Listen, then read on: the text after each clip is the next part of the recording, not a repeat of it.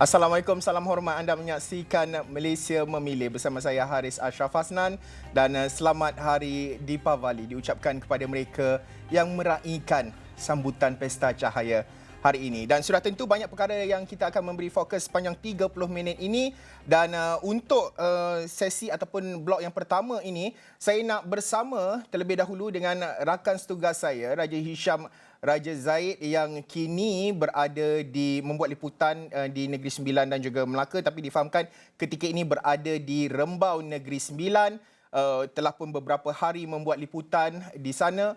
Mungkin Raja Hisham boleh kongsikan melihat kepada dari segi menyelami aspirasi. Difahamkan ada membuat pengundi muda, peniaga di sekitar Seremban dan juga di Senawang difahamkan. Dan ketika ini langsung dari Rembau, Raja Hisham teruskan dengan laporan. Terima kasih Acap. Akhirnya setelah beberapa hari kita berkampung di Negeri Sembilan ini, terutamanya di Seremban dan beberapa kawasan kita telah bergerak.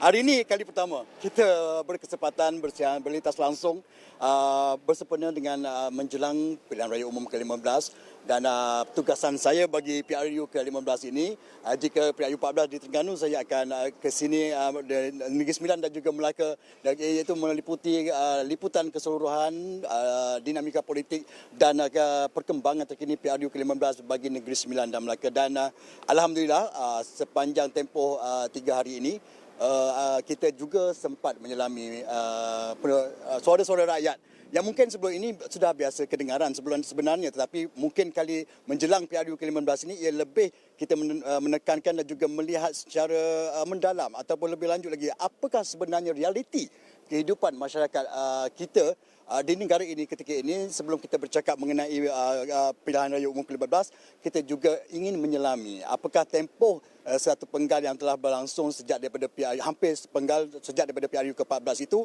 di manakah direction ataupun naratif kehidupan ataupun perkembangan semasa taraf kehidupan rakyat kita di negara ini dengan pelbagai polisi dasar yang telah digubal, pertukan dan bantuan. Lebih-lebih lagi selepas kita melalui fasa endemik selepas pandemik 19 melanda, iaitu satu tempoh yang agak sukar bagi rakyat Malaysia. Dan kita nak tengok sejauh mana sudah bangkitnya dari sudut sosioekonomi rakyat kita di negara ini. Dan tentunya kali ini juga PRU ke-15 juga di Negeri Sembilan ini juga melibatkan pengundi-pengundi muda, terutamanya pengundi 18 yang buat pertama kalinya, walaupun telah dimulakan di pilihan raya negeri di Johor, tetapi kita juga akan menyaksikan secara keseluruhan bagaimana minat mereka terhadap ataupun kesedaran mereka terhadap tanggungjawab menunaikan undi untuk memilih pemimpin yang akan menentukan corak kehidupan dan juga pemerintahan di negara kita. Dan Acap mengikut dinamika politik semasa yang berlaku, tidak kita menafikan bahawa ia sangat mempengaruhi golongan muda. Dan setakat ini sejauh manakah dengan perubahan 3 tampuk pemerintahan dalam tempoh mendekati satu penggal ini, kita nak tahu juga bagaimanakah agaknya wajah ataupun taraf politik di negara kita dari sudut kacamata anak-anak muda kita.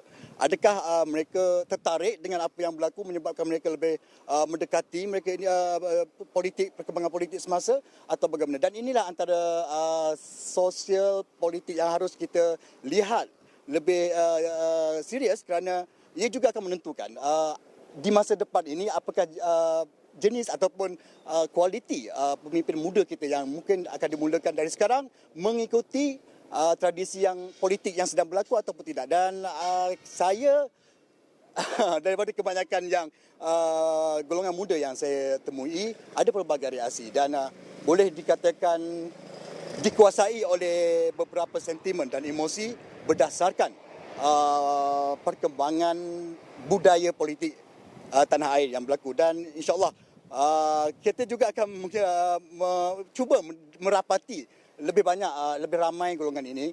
Dan semalam tadi saya sempat ke Senawang, di mana hari Minggu cuba mengambil kesempatan di hari Minggu untuk melihat sendiri, mendekati sendiri secara dekat bagaimanakah pemikiran mereka terhadap dinamika politik ketika ini. Dan sempat saya rakamkan ini, sama-samalah kita tonton rakaman yang sempat saya rakamkan bersama juru kamera Rozi Masaman semalam. Jadi dia bagi kita kelonggaran untuk berniaga di jalan ni, tepi jalan ni amat memberi impak yang besarlah pada kami. Sekarang diorang memang kalau tak nak ngundi, diorang datang cari kita. Janji tu janji ni, lepas ngundi tak ada pun. Tak ada berubah pun. Macam ni juga kami duduk je kat tepi jalan ni. Macam pengemis lah tepi jalan. Sekarang tengoklah macam ni dah tengah hari pun. Harga barang pun melambung. Tak ada macam dulu. Saya pun tak tahu lah tentang ahli politik ni kan. Sebenarnya macam diorang berbalah-berbalah kan. Kurang senang lah. Sebab pandangan orang lain kan. Saya sebenarnya tak berapa tahu pun. And saya tak pasti, rasanya Muhammad Taufik kot.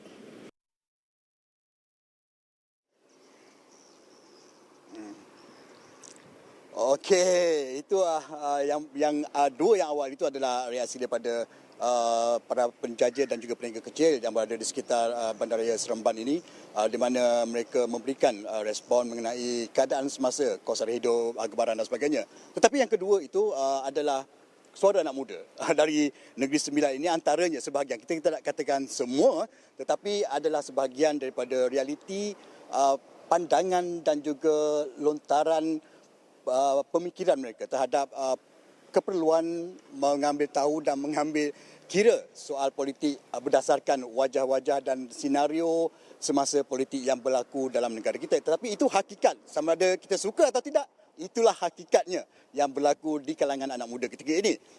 Soalnya ketika ini ramai juga yang ada sebahagiannya yang agak saya terkejut juga sebenarnya dalam melihat bagaimana mereka minat mereka terhadap ataupun sikap mengambil berat mereka terhadap politik itu ada di kalangan mereka yang tidak menafikan kepentingan kita berpolitik, mengambil kira soal politik dalam mencorakkan pentadbiran negara pada masa depan. Itu memang diakui. Walau bagaimanapun ada juga yang tidak mengendahkan sikap yang ditonjolkan oleh budaya politik yang ada ketika ini juga adalah kebanyakannya menyumbang kepada rasa tidak lagi berminat di kalangan anak muda untuk mengetahui yang dia berlanjut dan lebih. Di kalangan mereka juga ada juga tidak tahu PRU ke-15 ini bila akan diadakan dan tidak tahu siapakah wakil rakyat di kawasan mereka. Itu agak serius sebenarnya. Kalau saya sendiri agak terkejut, tetapi kita tidak boleh nak salahkan mereka sepenuhnya dan kita tidak juga menyalahkan ahli politik sepenuhnya kerana itu mungkin ada alasan masing-masing dan pendirian masing-masing. Tetapi walau apa pun,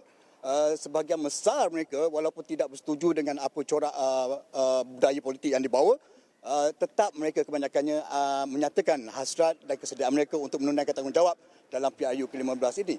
Dan di Seremban ini juga saya juga sempat mengambil kesempatan melihat sendiri sosioekonomi rakyat setempat, terutamanya di beberapa bandar di sekitar Seremban, Negeri Sembilan ini, Seremban, Senawang dan sebagainya yang menjadi pusat kepada tumpuan ekonomi di Negeri Sembilan ini.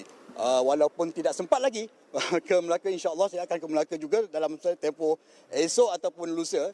Tetapi di Negeri Sembilan ini kita setakat Julai pemilih yang berdaftar untuk mengundi bagi PRU ke-15 ini berjumlah lebih kurang 850,000 dan tentunya di Negeri Sembilan ini agak ada beberapa figura yang menarik untuk diperkatakan dan hangat diperkatakan sejak awal pembubaran, sebelum pembubaran dan sebagainya.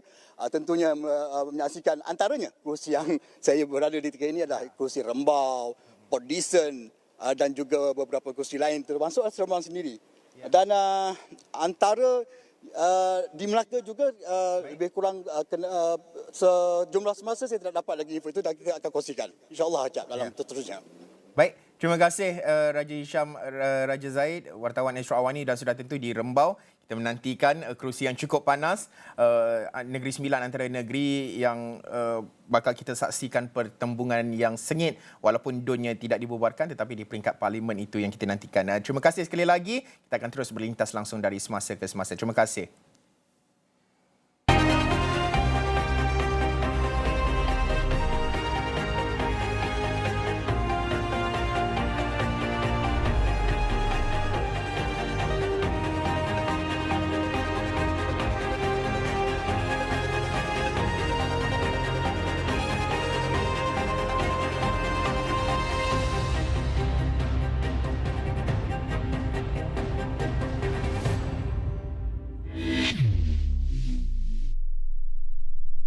Okey, baiklah. Sebenarnya beberapa hari yang lalu kita telah pun menjalankan survey secara dalam talian dan kami telah pun bertanyakan kepada anda, penonton Astro Awani di pelbagai platform di mana soalan yang kami lontarkan sejak Sabtu sebenarnya, adakah anda berpuas hati dengan perkhidmatan wakil rakyat di kawasan anda, baik di DUN ataupun Parlimen? Dan kami beri 3 pilihan jawapan dan ini keputusan yang diperoleh. Daripada 1,832 responden yang mengikuti kaji selidik Suara Malaysia ini, lebih separuh iaitu seramai 67% menyatakan mereka tidak berpuas hati dengan perkhidmatan YB tersebut. Mengikut pecahan, hanya 23% responden berpuas hati, sementara 10% lagi memberitahu mereka tidak tahu. Mengangkat tema Malaysia Memilih sempena PRU ke-15, Astro Awani menyediakan soalan berbentuk kaji selidik buat seluruh rakyat Malaysia bermula 17 Oktober lalu. Kaji selidik itu kami bincangkan menerusi diskusi bersama wakil politik, penganalisis dan badan-badan bukan kerajaan. Soalan baru akan dikemukakan bermula buletin Awani jam 12.30 malam dan keputusan akan dikongsi pada keesokan harinya. Kami juga akan menggunakan tanda pagar #Suara Malaysia di media sosial bagi mengikuti segala komen dan pandangan anda tentang isu yang diutarakan. Apa yang perlu anda buat, tonton segmen berita kami di saluran 501 Awani dan imbas kod QR yang tertera untuk mengakses soalan yang disediakan. Dan sudah tentu bermula 12.30 malam tadi juga kami sudah pun mula mengajukan soalan yang baru di mana soalannya, anda minat membaca manifesto parti politik? 3 pilihan diberikan, ya, tidak ataupun tidak tahu. Anda yang mahu menyertai undian boleh berbuat demikian. Kita boleh saja scan QR code yang tertera pada ketika ini.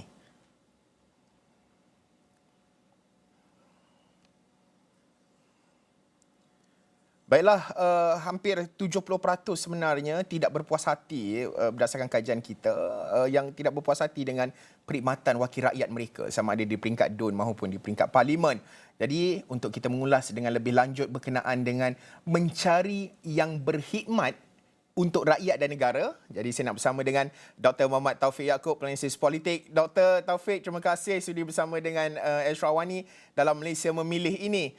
70%, hampir 70% tidak berpuas hati dengan perkhidmatan YB mereka sama ada di peringkat DUN maupun Parlimen.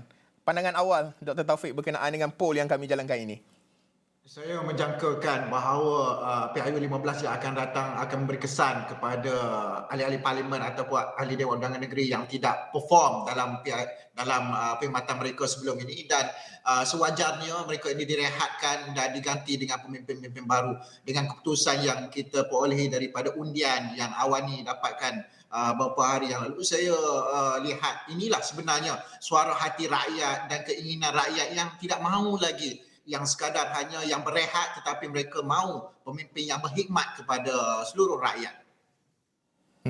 Dr. Taufik, sebelum kita berhenti rehat, nak melihat kepada hala tuju penetapan. Sekarang ini parti-parti telah pun mula meletakkan nama calon mereka masing-masing sama ada di peringkat DUN maupun di peringkat negeri, di peringkat persekutuan Parlimen sendiri.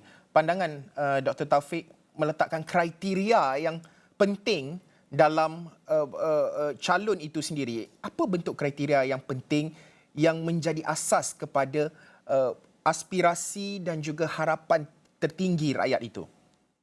Yang pertama, mestilah pemimpin itu mampu untuk bergaul dengan masyarakat, turun ke padang dan kurangkan mesyuarat antara satu sama lain. Dan kita lihat sebenarnya sebelum ini percaturan politik antara pemimpin-pemimpin merupakan satu masalah besar kepada rakyat kerana rakyat hanya sekadar melihat pemimpin-pemimpin mencaturkan kedudukan mereka, tetapi pada waktu yang sama rakyat terpalit dengan pelbagai masalah, misalnya COVID-19, kebajikan, dan kita lihat dengan ekonomi yang sebenarnya tidak menentu itu merungkam ataupun menyebabkan hati rakyat itu kecewa dengan tindakan beberapa pemimpin politik.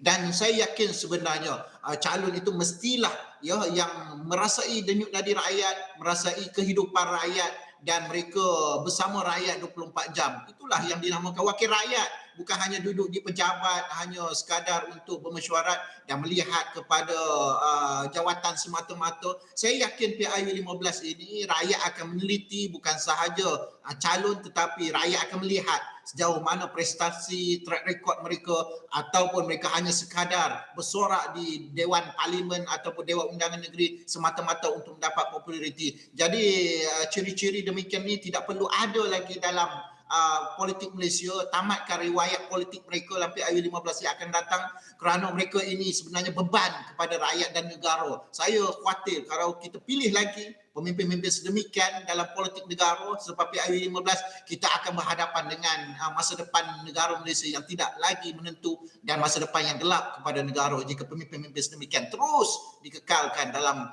arena politik Malaysia. Ya. Sudah tentu banyak lagi yang kita nak bincangkan melihat kepada persona seorang pemimpin itu yang perlu dilahirkan, yang memenuhi aspirasi rakyat dan juga yang bakal memimpin negara, satu pentadbiran yang baru yang bakal kita lihat pasca PRU 15 nanti. Malaysia memilih kita berhenti rehat seketika. Selepas ini saya akan terus perbincangan bersama dengan Dr. Muhammad Taufik Yaakob. Kita berhenti rehat.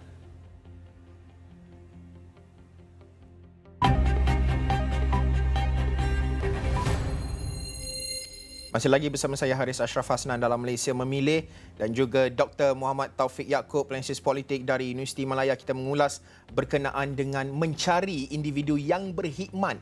YB, erti sebenar YB itu untuk rakyat dan juga negara. Dr. Taufik, menyambung perbincangan kita, meneliti kepada kriteria yang diletakkan oleh parti-parti.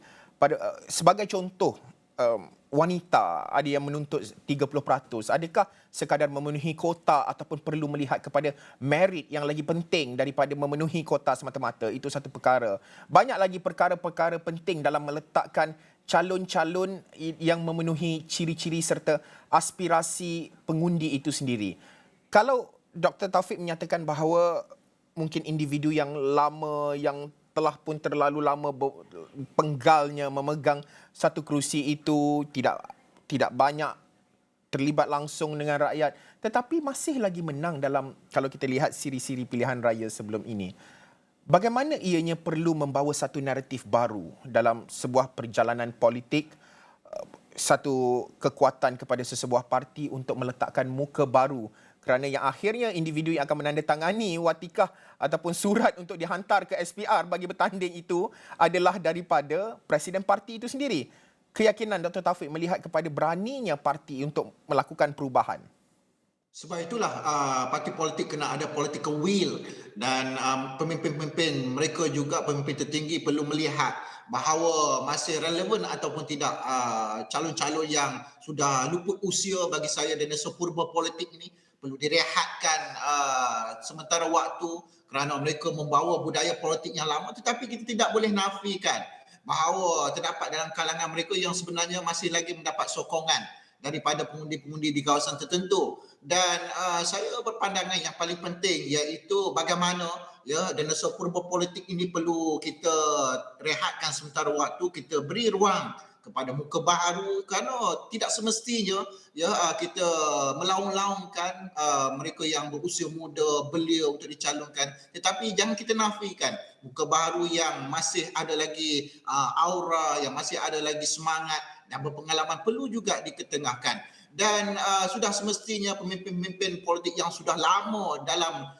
politik negara, yang sudah lama berkecimpung sebagai ahli parlimen wakil rakyat ini, mereka sendiri perlu bermuhasabah diri dan perlu ingat bahawa janganlah kita gunakan dengan keterbukaan demokrasi yang ada, tidak ada had umur itu sebagai batu loncatan ataupun peluang untuk kita terus kekal dalam politik negara. Dan kita kena bagi ruang seluas-luasnya kepada muka baru ini kerana kita perlukan idea-idea yang segar, kita perlukan satu wadah politik baru. Kita boleh menjadi pemimpin dalam politik Malaysia bagi mereka yang sudah berusia ini. Tetapi jadilah hanya sekadar sebagai penasihat, penaung dan mereka hanya di sebelah kanan tabir. Kita ketengahkan muka-muka baru dan muda ini supaya negara kita bergerak kepada politik muda, bukan politik tua yang kita warisi, yang kita lihat setiap pilihan raya yang kita telah lalui sebelum ini. Sudah semestinya ya pengundi-pengundi sebenarnya mereka inginkan ya pemimpin-pemimpin yang mampu untuk mengetengahkan, bukan sahaja janji-janji politik yang mampu direalisasikan, tetapi pemimpin wanita yang mempunyai semangat ataupun mereka yang mampu merealisasikan janji-janji, bukan hanya sekadar yang akhirnya menjadi menteri kemudiannya daripada satu kedudukan yang kurang selesa, ataupun sebelum itu kita tengok pemimpin marhain di peringkat rakyat yang akhirnya bila jadi menteri ya kita tengok pakaiannya lain macam, kemudiannya handbagnya lain macam, dengan kemewahannya itu luar biasa. Itu tidak boleh sebagai seorang pemimpin ya yang ingin memastikan bahawa mereka sentiasa mempunyai semangat untuk membela rakyat. PIU 15 inilah sebenarnya ruang dan platform kepada rakyat pengundi untuk menilai sejauh manakah pemimpin-pemimpin itu mereka berwibawa, menunaikan manifesto dan mengetengahkan janji-janji yang betul-betul dapat direalisasikan, bukan hanya sekadar janji bulan dan bintang yang akhirnya pengundi menerima nasib yang malang akibat daripada janji manis politik yang telah diketengahkan oleh pemimpin-pemimpin mereka. Dr. Taufik, suka untuk saya bawa perbincangan kita ini melihat kepada calon yang dari background ataupun latarnya itu profesional, golongan teknokrat sebagai contoh. Kalau kita lihat antaranya, kalau sebelum ini, kalau kita ambil contoh PAS sebagai contoh, selain daripada kelompok pemimpin-pemimpin yang bergelar sebagai ulama agama ini, ada juga pemimpin-pemimpin dari kelompok PAS yang dilihat sebagai seorang engineer sebagai contoh.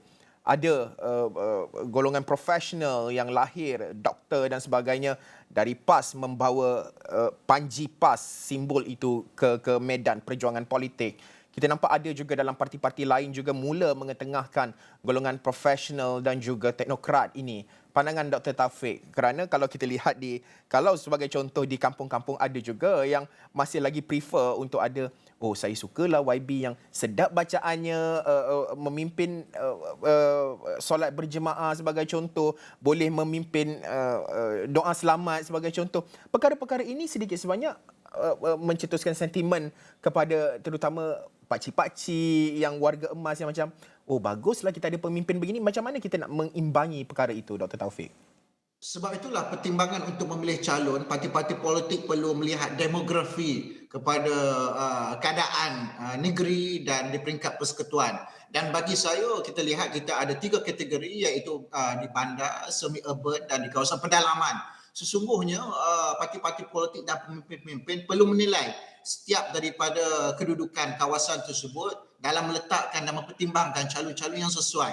Misalnya, takkanlah kita nak letak seorang yang terlalu lurus sebagai pembaris untuk jadi calon untuk duduk di kawasan luar bandar, yang sukar untuk bertemu dengan rakyat, sukar mempertimbangkan dengan budi bicara. Kerana kita lihat di kawasan pedalaman itu mereka memerlukan pemimpin yang sentiasa bersama dengan rakyat, dengan pakaiannya itu pakaian yang merakyatkan kehidupan calon atau pemimpin tersebut, dan mesra dengan rakyat, tidak ada rasa kekok ataupun gap antara pemimpin dengan rakyat. Itu berbeza dengan keadaan di bandar yang dilihat sebagai lebih profesional, yang mahukan misalnya mesyuarat yang kerap.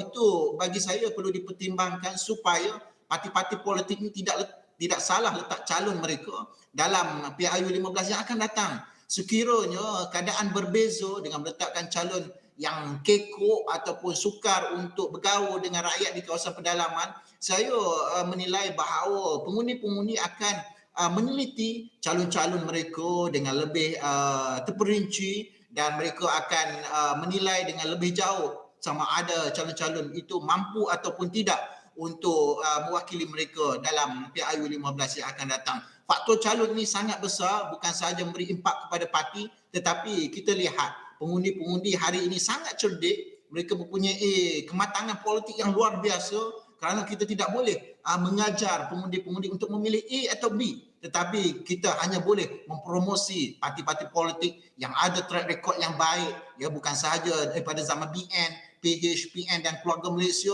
tetapi mereka mampu untuk melihat prestasi setiap pemimpin dan parti-parti politik. Dan kita lihat hari ini, ya, sudah ramai bekas ahli parlimen yang turun ke padang menunjukkan bahawa mereka itu sayang kepada rakyat, ada jiwa marhain dengan rakyat. Jangan itu hanya sekadar lakonan hanya untuk menjelang PRU 15 yang akan datang. Rakyat memerhati setiap tindak tanduk mereka itu yang akhirnya akan menyebabkan sama ada mereka terpilih ataupun tidak. Jangan ulangi wayang politik yang akhirnya menyebabkan mereka sendiri terkubur di kawasan mereka dalam PRU 15 yang akan datang. PRU 15 ini dilihat sebagai satu landasan yang cukup luas terutama kepada mereka yang merupakan bergelar sebagai penganalisis, pemerhati politik dalam sains politik, kajian dan sebagainya. Sebelum kita nak mengakhiri perbincangan ini, mungkin Dr. Taufik, apa antara fokus tumpuan? Apa yang bakal Dr. Taufik bagi fokus dalam pilihan raya umum ke-15 ini? Apakah bentuk angle yang nak dipergi mungkin dalam kajian ataupun dalam penelitian secara mendalam pada PRU 15 kali ini, Dr. Taufik? Yang pertama, saya nak lihat tentang faktor calon itu sendiri. Yang kedua, manifesto, dan yang ketiga, parti politik. Dan sudah semestinya ramai akan bercakap tentang politik negara, dan saya lihat sekarang pun sudah muncul penganalisis atau pemerhati politik jadi-jadian yang timbul seolah-olah seperti cendawan tumbuh lepas hujan.